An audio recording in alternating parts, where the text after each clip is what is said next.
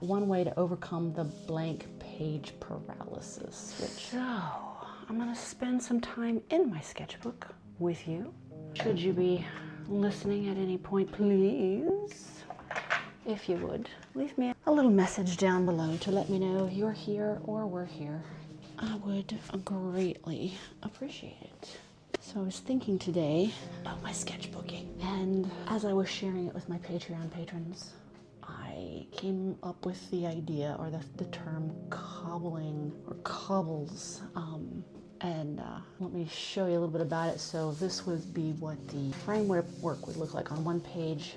Here is a spread. I made shapes. They're a little bit angular, but as I develop them, they become more rounded, like worn stones or cobbles, and those become the seeds for whatever my brain happens to suggest at the time. So here was one that I did over the weekend, and I just started with the shapes and then started filling them with things that either my mind suggested at the time or with things I know I like to draw, like snails, trees, moodies, bugs, leaves. So anyway, funny faces, just playing with shapes and seeing where do they go? Like, what did I use? These graphitints, I really like them. They're getting a little easier to use. As you can tell, I don't work sequentially in my sketchbooks. Right now, I found that is a big help to me. And this one especially, as it started as a collection of pages that was later stitched together into a book. I'm continuing the random filling and just going through and picking a page, and the one that feels right is the one I go with. So to center this with one of my little bonsai tree moody things, perhaps starting with that. That almost looks like a hand there. Palm, like that would be like a pinky. Maybe that's like a thumb, and then fingers out that way. And that is what these are for, to explore those times when the brain goes, that kind of looks like, insert whatever it looks like. Right? Now lately when I've been doing these, I've been purposefully inserting one of the little moody characters, which is kind of new in that usually, in the past, they've kind of been more random. I don't want to lose that, certainly, but I do want to work on developing them a little more. I also want to leave these cobbles loose enough that now I could bring this one out to that space whenever I feel the urge to do that. What color? I'm using steel blue. Obviously, that's not what I used there. I think maybe I used ocean blue to do the original cobble starting lines. And that's what I wrote this top part in, was the ocean blue, steel blue, a little different. I also misted this with a little bit of water. I've got this tiny little spritz bottle in my sketch box. And when you mist this graphitint, it bleeds very softly, and I like that look, giving it an aged look when really you just did it. So I kind of like that. And all right, so I've got this going, and I'm pretty happy with the way that's looking. I want this to be gnarly roots over the ground, and the ground can be mossy and could spill out places. This is the meadow color, and I really like this one. It's very light, even though it goes on quite a bit darker. It's a very bright yellow, you'll see once I add a little water to it. All right, I'm gonna get out my water brush. See how bright yellow that becomes. There's the blue. The blue is really bright too. The ocean blue does. All right, so there's just a little color to start with. Let's see, what's another color? This one is chestnut. Let's do some chestnut to where the branches are. All right, let's add some water to that. I think ideally for water brushes, I should be more horizontal, but ergonomics wise, I need to be more vertical. Could lower this down one. I think I'll do that. Let's see, that still gives it a little more. I'm still upright enough for me, but perhaps the water brush will be happier. One thing I have noticed about these graphitints is that they layer beautifully. One thing I don't have, or I don't see right away, is my pencil sharpener. That's kind of handy to have, because what I'm thinking is I need to now shade Moody in here, and I'm just do this. What I may do later is come back with some white gouache to add the white highlights. I wonder if I should move that a little bit. Hopefully that's better. I know I get horrible shadows, but got the best light I can get right now, so it is what it is until I can do more. Alright, where is the smaller brush? You can see even a light layer becomes quite dark when wet. So I've developed the process of layering lightly, adding a little water, and then coming back once that is dry. And then it's been working quite well. Now let's see, get that sharpener back out.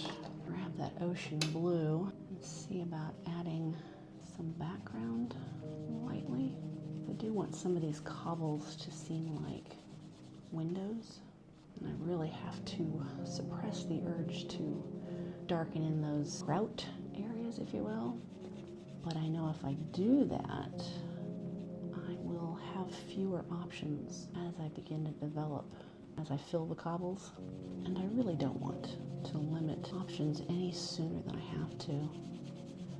Each mark you make limits your future options, right?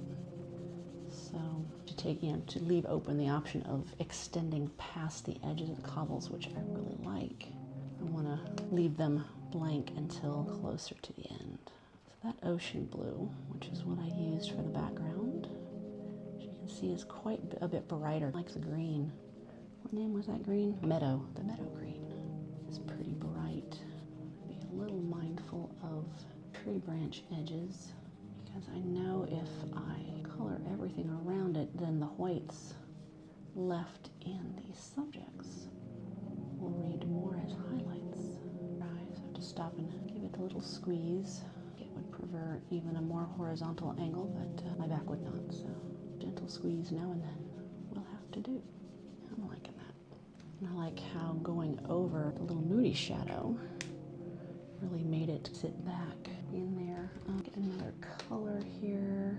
Thinking of a brown for the tree. What is this one? Cool brown.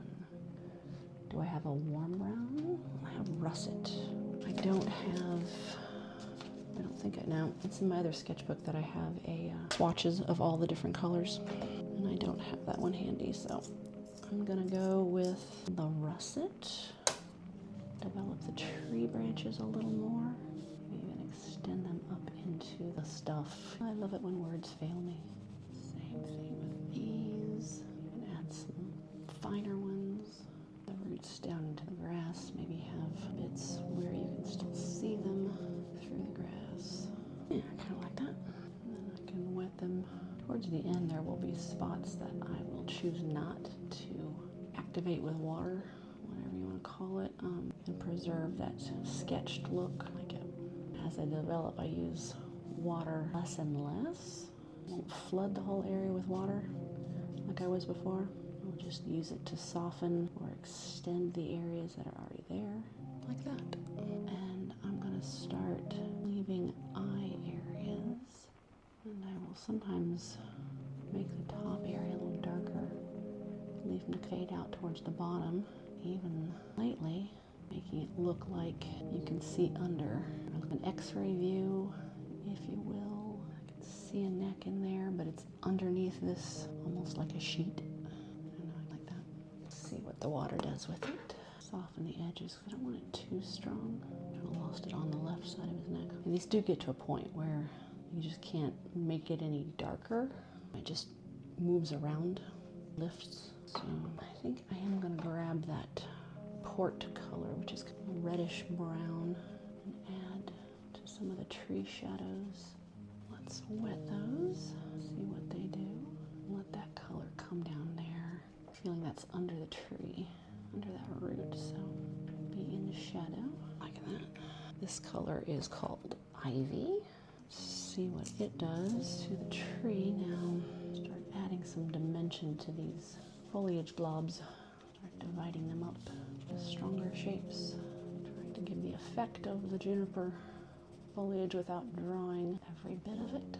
Starting to press a little harder as I develop this. I'm just going to scribble the water on how I scribbled the pigment on. Try and pull it out into any areas that are still very white. Wind just picked up. I don't think it's raining here at the moment though. So it's getting there.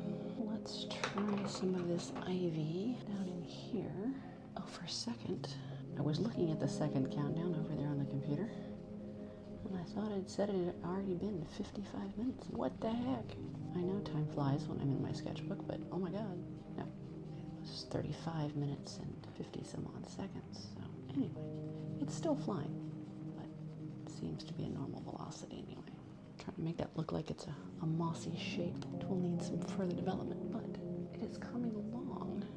Taking a moment to think about what I want to do next with it. That's the steel blue. There's the ocean blue. Try darkening that background a little bit.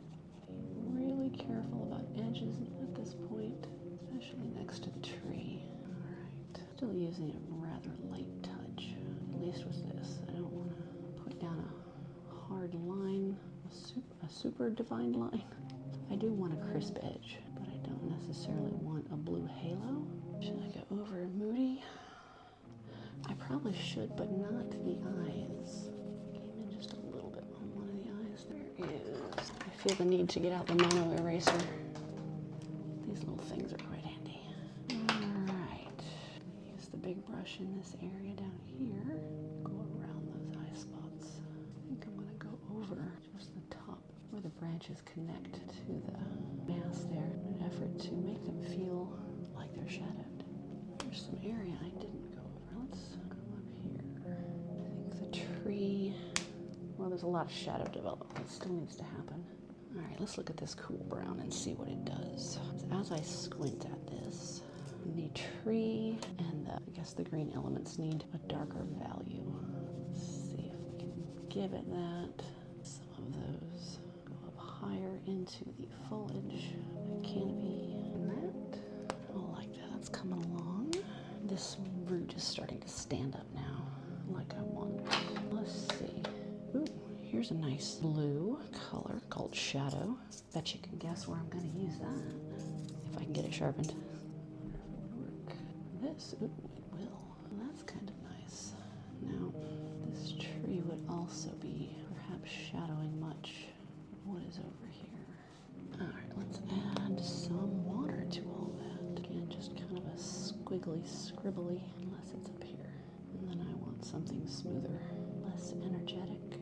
Okay, I'm getting quite happy with that. I want to do more up top though. I do have a slate green. Let's see what that does. I've got too much white, so I need to put more pigment around, but I'm worried I'm just going to muddy this into a strange blob. Very much did it. Well, in any case, I think I'm going to stop there